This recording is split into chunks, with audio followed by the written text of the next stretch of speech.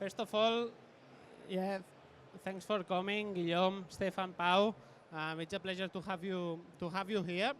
Okay, let me introduce first of all myself. I'm Sergi Besonias. I'm leading the spin-off portfolio management in BSC, and as well I am managing one of the work package of the BSC AI Factory. Okay. With me here, Guillaume, Stefan, and Pau, three important actors on the ecosystem in Spain and France. And yeah, today we want to talk about a little bit about the both ecosystem, Spain ecosystem, French ecosystem, and how we can collaborate to try to add value in the both sides. Let me introduce a little bit our speakers. Guillaume, you are coming from more social science background, more marketing field. You are CMO of one of the startups established here in Barcelona, and here you are here because you are a president of French Tech Barcelona. Can you introduce a little bit yourself and try to understand a little bit what you are here? Yes, thank you very much. Hello, everybody. So I'm I'm a bit known for leading the French Tech Barcelona. I've been living in Barcelona for the last 15 years, and my background is, as you said, digital marketing. So I've been CMOs in many companies for the last nearly 20 years. And when I arrived in Barcelona, I saw the opportunity, the power, the magic of the city. And it was 15 years ago, before it became a real tech scene. Obviously, the MWC already existed, but I lived the evolution from being secondary to a primary tech destination. And that's how, with the French Tech, I'm trying to help those many French companies that comes to Barcelona to operate, to network together, to enjoy the city and really to take advantage of what it has to offer. Good. Thank you, Guillaume, for being here. Stefan, you have more technical background, okay? You are really rated on the supercomputing side. You are managing one of the most important centers on that field. We are really close to BSC. Can you explain a little bit your background and introduce a little bit yourself for the audience? Okay, thank you very much for this invitation. So I'm Stefan Arkena. I'm the CTO of Agency. What is Agency? It's very similar to BSC in France. So we are a public agency in charge of giving access to researchers from academia and industry to supercomputers and services for your research. So we are doing either on numerical simulation. This is my background. I'm coming from the numerical simulation I used to program supercomputers in the past, now across the border. So we are doing that either for numerical simulation, now for AI, and also now for quantum computing. So we have also quantum computers, and all these resources are offered for free for researchers from academia and industry. So we have three supercomputers in France, and all, like in BSC, all these supercomputers are open to researchers. What we are doing since few months is that we started to open our facility for AI since 6 years, but last year with AI Factory France, we accelerated in the way we provide services to AI in France.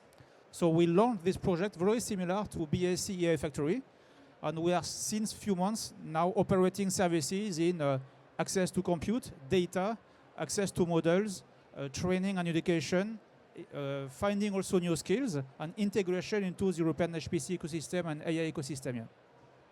Good. Perfect, Stefan.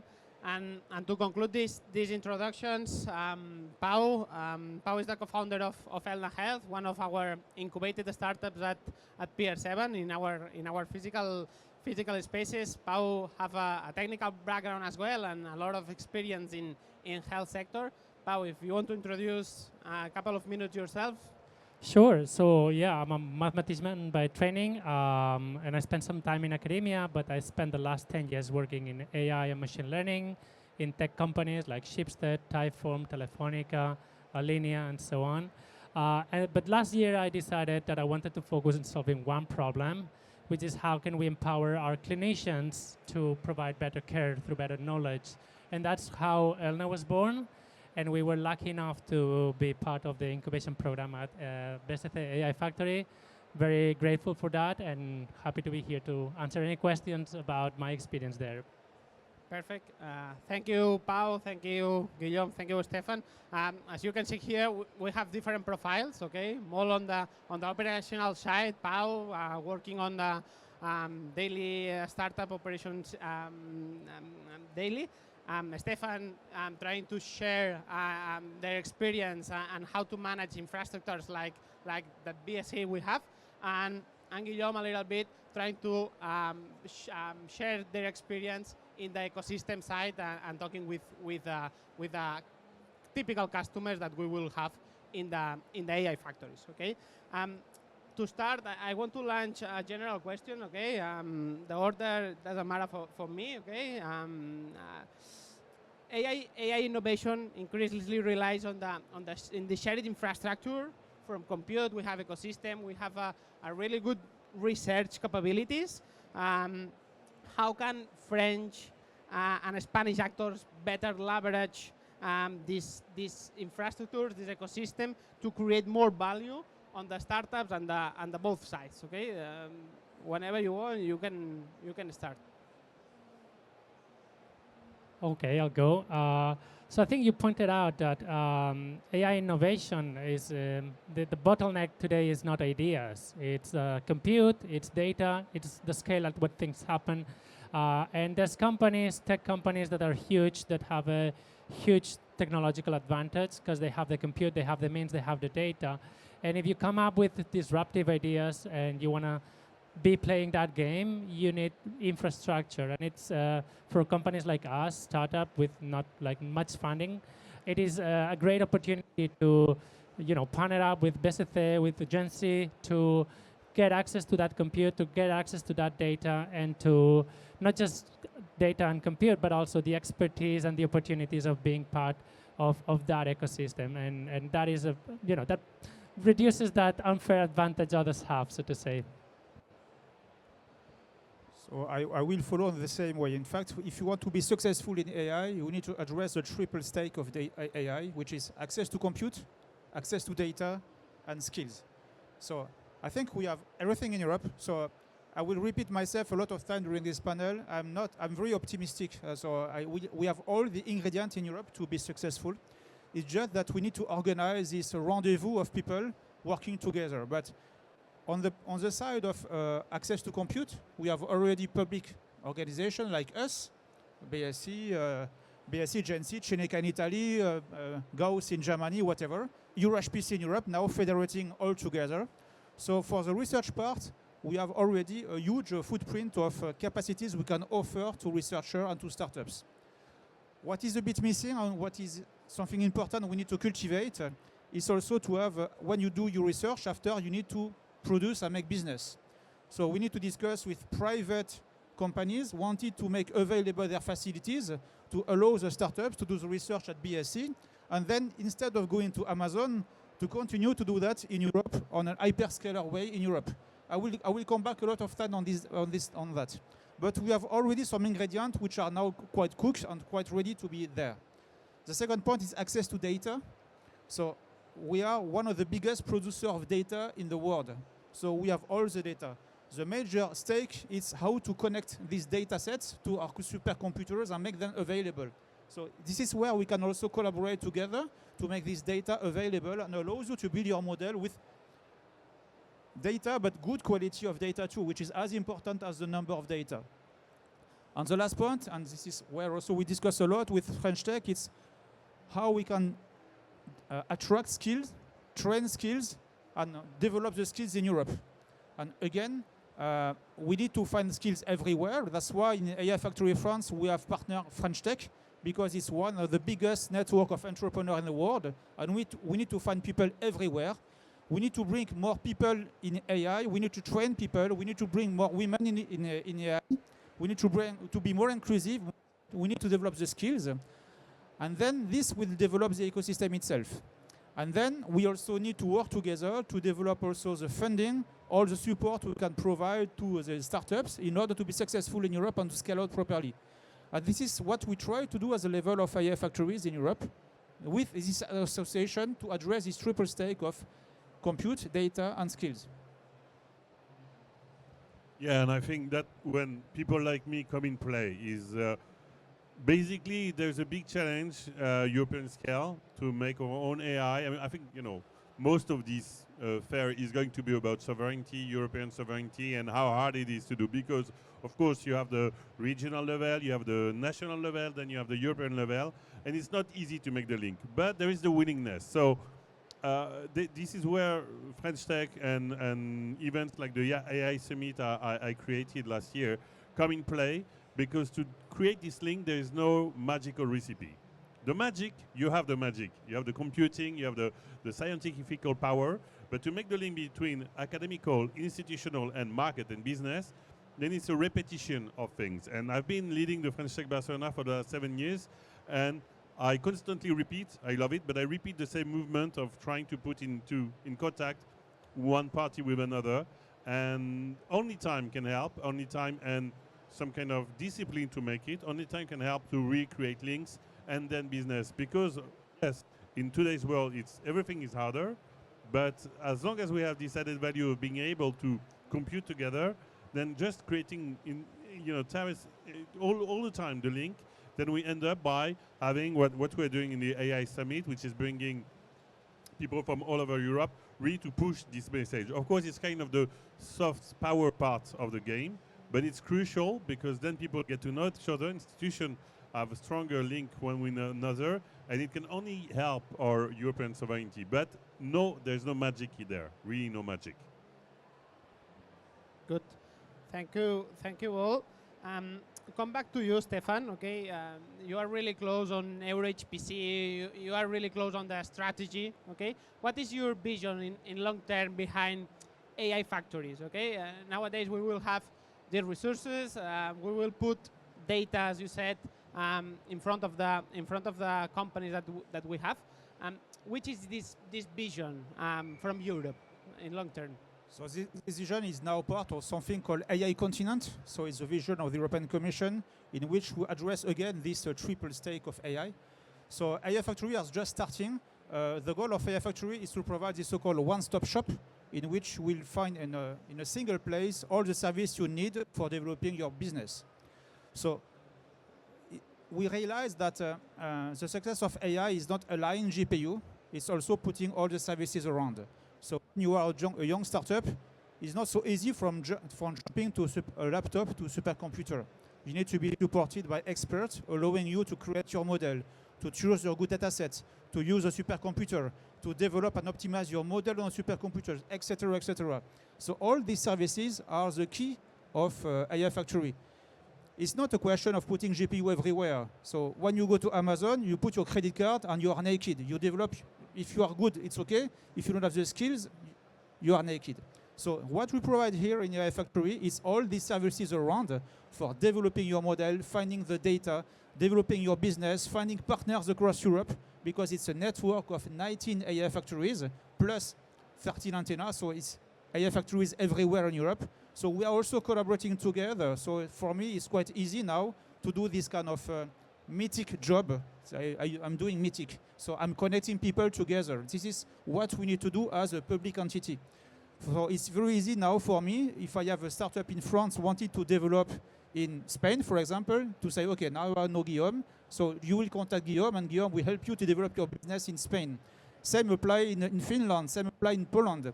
And this is very interesting because AI Factory, it's the way to say that public can work efficiently with the private part. It's something which is quite unique. In the United States, private is working with the private. In China, I don't know what is it, but in Europe, we have this chance to have public and private working together hand by hand. So we need to work together. And for me, we have the infrastructure, the public infrastructure. In the future, I will come back later, we'll have the private infrastructure for the business. We have already all the research wanted to collaborate with the startups, because very often these startups are going from the public entities that are created by your research organization, etc., etc. So they are tightly connected. And we have also now the connection with the funders, which are very important because we need to fund the startups. So what we try to do also in AI Factory is really to develop the funding services by connecting startups with VCs, for example, with incubators. And then the last point is how we can integrate these startups inside this ecosystem in Europe and it's quite important. So I will finish with that. I'm not competing with Spain. I'm not competing with Poland. I'm competing with something bigger elsewhere. And this is why we created these AI factories. It's really for being united and provided this workhorse of services, which is quite unique in Europe here. Good, Stefan. Really, really interesting on that side. I go with Guillaume, okay, and it's really interesting because you are starting providing announcement of different services, infrastructure, data, and that's it. But it's enough. You are working with an ecosystem. What is your point of view about it? It's just infrastructure, it's just data, or we need something more about it? Very big challenge, I think. Europe needs more marketing. The thing is that we know we are missing the giants that US can provide. So it's a challenge. I don't know if we'll make it, but it's always a pity to see that we can't go above, and it's very hard to go beyond national competition. So we cannot say there's no national competition. Okay, you can have alliance between yourself, but national competition will always slow down the fact of making big giants. So we have to not work against ourselves. That's very difficult, but that's kind of the matter is that we need to better market the concrete solutions that Europe produces, and that's still something that we need to work on, and it will always stay because, you know, I'm cross-border between France and Spain, and even though there's a lot of willingness to collaborate together, it's hard to put companies to work together because they are on their national market. Whatever you do, they're working on a national market. So to go beyond the national market is harder than in the US. And then US has more velocity to go towards other markets, and other markets like China are more protective. So we are in this strange mix where it needs much more effort to make giants. And we saw in the past it was possible to have European giant. Mistral is the one example in AI, but there are many others. But yeah, the difficulty is that it takes us more effort than in other geographies. So what do we do with that? Well, we just have to work harder. Yeah, maybe on that, I think it's working harder, but it's also embracing that fragmentation and just from start understanding that if you want to win this market, you need to think about. You mentioned this hierarchy of regional, national, European. I think you need to do that times 20, 30 times and then get that. And the fact that Gen Z, BSC are collaborating and are getting best practices and setting up one-stop shop in different countries, that I hope it's for the benefit of this idea. Perfect. Thank you, Pau. Continuing on that, you are a health startup, okay? You have some more difficulties than the other startups because you have some regulatory, you have some different type of barriers that you have to solve. What would be the main active that AI factories can give to you? Okay, which is your support that you want to add in your value creation? Yeah, in our case, I'd say we work in a high stakes domain, healthcare.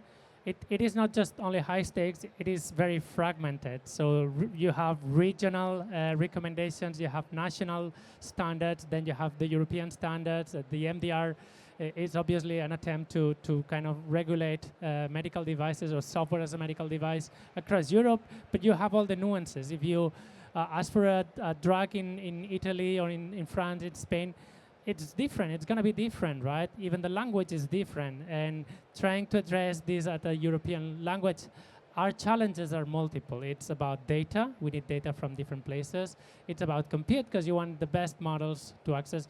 But it's also about those ecosystems. Getting into one market will, we just started and we can see how easy it is to get connected to hospitals here in Barcelona, particularly when you're hand-holded by BCC AI Factory. We hope to do the same in Italy, in France, etc., etc. And we hope that these AI factories will give us those connections, and we can be part of that meeting, right? That's our what we hope, and we are already start seeing that is happening, at least here in Barcelona. Yeah, related on that, I want to enter a little bit more and how we can collaborate with other AI factories. Okay, you mentioned a little bit, Stefan, but I want to be more focused on that because we are. I don't know if we are competing or not. Which type of sectors do you are focused on? Can you give your perspective that how can AI factories can collaborate like Pau? Give us an example. In our side, so last year, for example, Gensi gave access to 2,000 projects on AI, academia industry, and around these 2,000, 10% are from industry, so 200 startups benefited from our facilities. And these startups are coming from everywhere. So very often people look after Mistral, LLM. Okay, there is not only Mistral in life. There are plenty of different domains in which we have a lot of jewels in Europe. So it could be in health, it could be in climate, agriculture, whatever. But yes, the goal of this collaboration of AI Factory is, for example, to open datasets and to make datasets from Spain, from France, from Italy, from Europe in general, available to all the startups. Because again, the golden mile of AI is not GPU, it's data. So if you have good data, you have good models. Don't forget that. After that, GPU is another problem, but if you don't have good data, you are lost. So we have a lot of data which is hidden in Europe. We need to open more massively data with regulation, compliance, of course, but this is very important. And this is a subject of collaboration because BSc, you are working on health, we are working on health too. So we can, for example, collaborate and develop joint services together, accessing data, bringing expertise, developing specific VC funding, for example, on health startups. It could be also having the startup of Pau better known in France, developing also a relation with research organization and your startups too. So there are plenty of direction in which we need to collaborate too. We also can collaborate in a way that it's difficult to retain people in Europe because we are facing dark forces paying 4 or 5 times the price we can pay. So what we could offer is, okay, perhaps the money, but also something different. I can ask to a student or a researcher to say, okay, if you come to me, if you work with me, I can also offer the possibility to also have a second man working at BSc in Barcelona half of the time or during a specific time. And this has a value because it's opening a wide era of play at the level of Europe to researchers I'm hiring. So they are not going to work only in France, they are going to work in Europe. They are going to collaborate with you, with Poland, with Finland, with Italy. And this is something important when you want to attract young students. So we can collaborate in many things. I have plenty of ideas. There is a call which is going to be issued by the European Commission quite soon. It's called Network of AI Factories. And we need to build this network of skills, expertise, and know-how together. And again, you don't have this network in US. Okay? In US, you have Amazon, you have all the GAFA, but all the research, the public research is fully disconnected from the private entity. So again, this is a strength we have in Europe to have this link between the private and the public, and we need to develop and really to extrapolate at large this relation. Yeah, I really believe on that. Yeah. Really, really interesting. Let's go ahead with Guillaume. Okay, your community brings together startups from French, from Spain. You are organizing AI Summit, an important summit here in Barcelona. How do you transfer this knowledge about AI factories to your community? Which is the best way trying to democratize all this information on the startups? Well, there has to be a step-by-step idea, but it's really, really idea behind the AI Summit is to be by nature European. So what we want to bring in this very event is not traditional fair. We are in a traditional fair, so it's not just exposing solution. It's a lot centered on the content. So what we did last year, and we'll do even bigger, this year in the World Trade Center in Barcelona, is really to have scenes with concrete demos. So what we are going to talk about with Stefan, with you, is how we can bring concrete things on stage. And I think that's, it's a bit the same as lead by example. It's just like encourage by demonstration. So what we will focus on is really to show, and we had Christian, your CEO, the last year. It's really to, again, I'm a lot onto repetition, so it's really showing the results, showing the method, showing what the concrete things that can be done, putting many AI factories, you, the French one, but why not the one from Portugal, the one from Italy, on stage, trying to attract CEOs, researchers, whoever wants to attend, to see the concreteness of what Europe can bring. And I think that's the best way. I mean, like in many things, you say one image, accounts for 1,000 words. It's the same logic that, okay, if we bring good people together and we show what can be done, and or we do live construction, because in the AI Summit there will be hackathon during the event and construction during the events, then that's the best way to show that things are possible. And that's how we will, at our level, manage to recreate the link between public and private, because many of the people that will come to the AI Summit Barcelona, they think public, the public affairs or the public sector is far away, is untouchable, or it's just a threat for regulation and for taxes. And I think you're the example that, no, we need to create the link. It's very hard, but showing how, this combination of public and private rebuilds life-changing things for this continent, that's a very big goal. I don't know how much we're going to achieve that, but the way I can do it is by concretely showing to the good people, good target of potential users of the supercalculators, that it actually works. And I mean, then it's undisputable. Really interesting on that. Come back to you, Pau. Okay, we're offering a lot of technical services, innovation services. Stefan are talking about try to open the data, train models, and try to be on that way. Okay, which is the most important services that we can provide to you? Are more on the innovation side, more on business side, or more on the technical way? Yeah, I think it's a combination, because at least in our case, we already have some technical understanding on how to train models. So maybe less on that, but we do need access to compute. We have millions and millions of scientific publications, of clinical guidelines that we need to encode so that we can use afterwards. And for that, you require either lots of money or access to big machines, right? That's one area, but that's just one thing that is important for us. We need to get partners. We need to create these opportunities of talking to people in hospitals, in research institutions, that can bring to building things together for good. And what we are seeing so far with our participation in the incubation program is that those things already happen now. We haven't started training, we haven't started using the compute, but we are already benefiting from those connections that you bring to the table.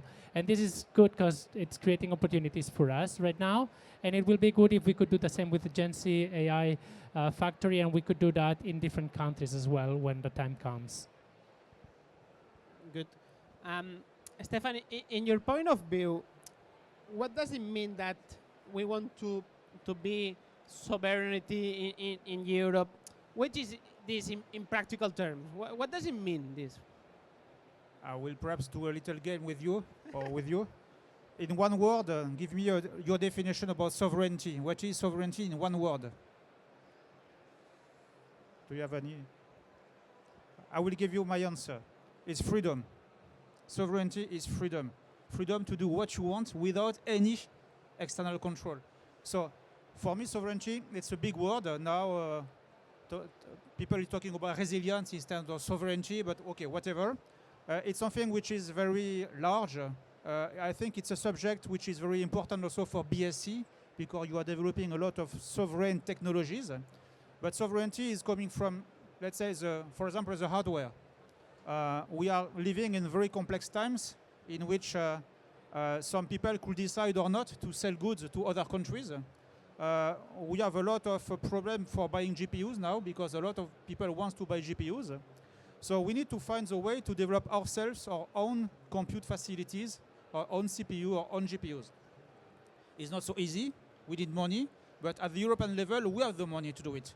So it's not an excuse. We have the money to do it. After that, it's a question of choices. But for example, we give you a simple example. We are about to install one of the biggest supercomputers in Europe next year. And these supercomputers, it's holding a lot of European technologies already, CPUs, network, etc. Not GPU for the moment, but we are working also on developing and working on buying European GPUs. There is a big opportunity for the moment in the field of inference. If you know the market now, inference is the biggest market in AI, and we have a lot of startups in Europe developing this solution. So as BSC, as GNC and public buyers need to take the risk to buy these technologies and to show to the private side that it's possible to do it. So this is technology. If we talk about data, again, I'm coming back to that. We are the biggest producer of data in the world. So we need to open our data, protect our data, have our data staying in Europe. So we need to invest in the way to store this data and to keep this data in Europe and to offer it at the level of the public entities as well as the private entities. So data is important. I'm discussing also about, something which is important is the sovereign access to the compute facilities. So we are representing the public side, so you come to us for your research. When your research is done, what you do?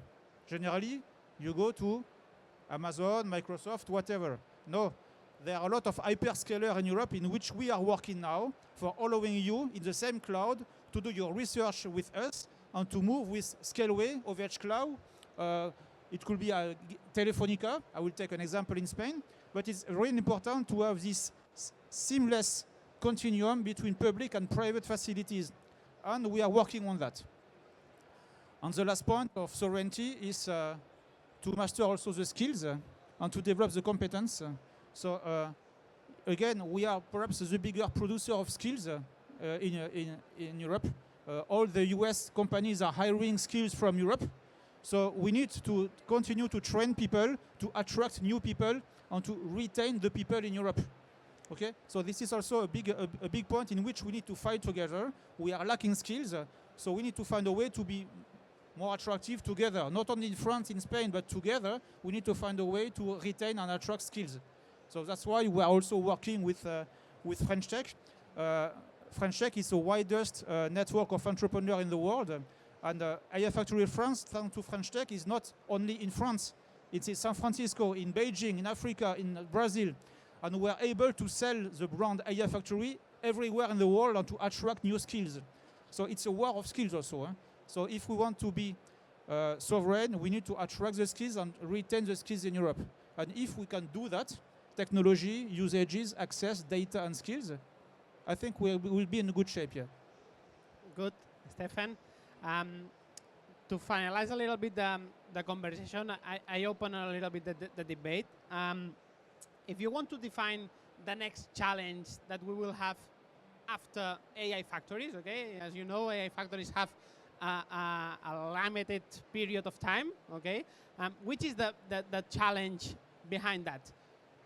So the challenge, it has been said during the previous panel, is called Gigafactory. So Gigafactory is what is missing in Europe. I will tell you a little story. I have a lot of friends working from Amazon.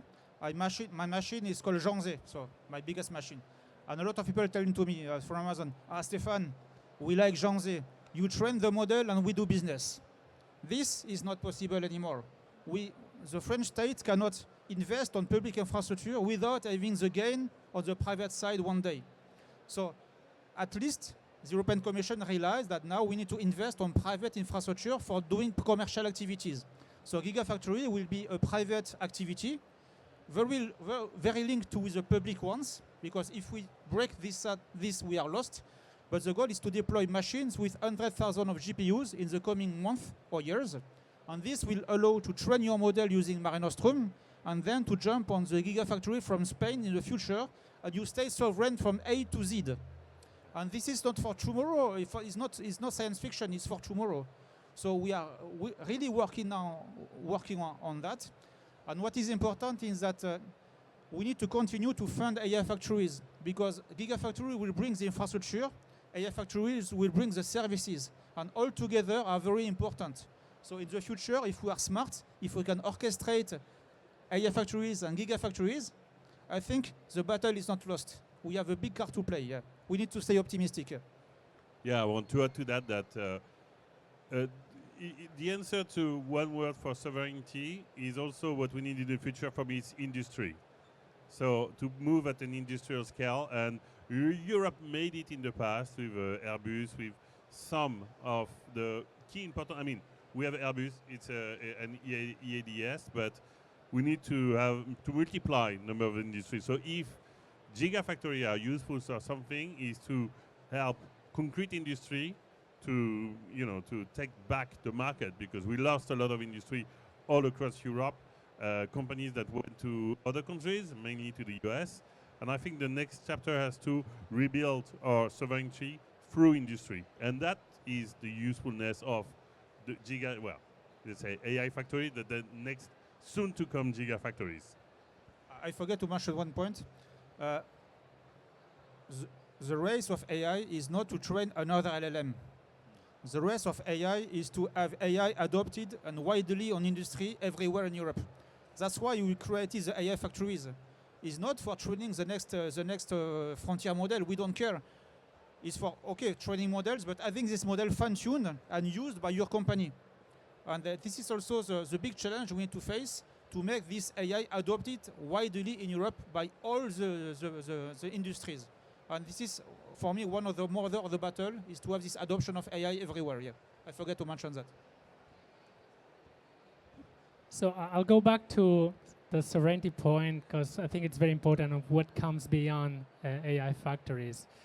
We are Europe, we are sovereign, and we decided to partner together. We're many countries with many different languages, with different regulations, and we embrace that diversity. I think that is very defining of Europe, and we want to keep it and preserve it.